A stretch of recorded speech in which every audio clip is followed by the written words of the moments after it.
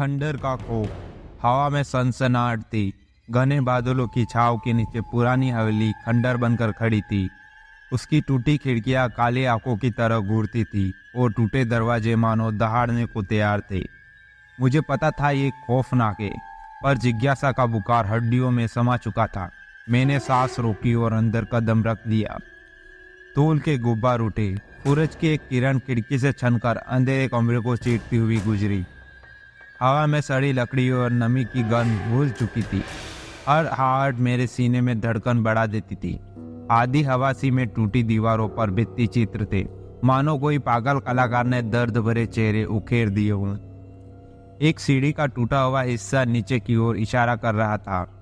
मैं जानता था यह पागलपन है, मगर डर से हाथ पांव कांपते हुए मैं नीचे उतरा। अंधेरा घना हो गया। केवल मेरी घबराहट सांसों की आवाज सुनाई देती थी। अचानक मेरे पैर ठोकर खा गए। कुछ गिरा, मैंने उसे उठाया। एक धूल भरी गुड़िया, उसकी टूटी आंखों से मानो आंसू टपक रहे थे। आवाज आई, फुसफुसाहट सी। दीवार से सटकर मैं खड़ा हो गया, दिल ही दिल भगवान का नाम जपता हुआ। आवाज पास आई, खेलोगे मेरी गुड़िया से? मैंने आवाज की दिशा में आंखें मूंदकर हाथ बढ़ा दिया। अंधेरे में मुझे कुछ ठंडा नम लग रहा था। मैंने खींचा और जोर से चीख पड़ा। मेरा हाथ में एक कंकाल का हाथ था। मैं पीछे हटा और ठोकर खाकर गिर पड़ा। कमरे में अब तेज हवा चल रही थी, मानो कोई अदृश्य प्राणी इधर उधर भटक रहा हो।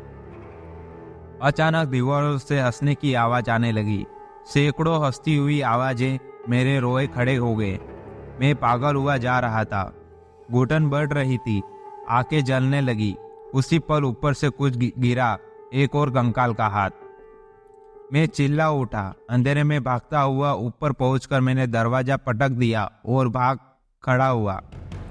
हवा में हंसने की आवाजें पीछे से आ रही थी, मानो ये भूत पीछा कर रहे हो।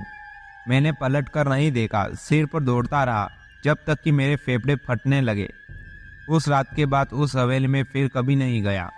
हाँ, अब भी रात में हवा में हंसने की आवाजें सुनाई देती है, पर अब मैं भागता नहीं हूँ। मैं सिर्फ याद करता हूँ उस खंडर का खौफ, और खुद से वादा करता हूँ जिज्ञासा को कभी भी पागलपन पर हावी नहीं होने दूंगा। आशा करता हूँ ये कहानी आपको अच्छी लगी हो। अच्छी लगी हो तो वीडियो को लाइक करें, चैनल पर नए तो चैनल को सब्सक्राइब करिए। इस कहानी के बारे में आपकी क्या राय हमें कमेंट करके ज़रूर बताएं। धन्यवाद।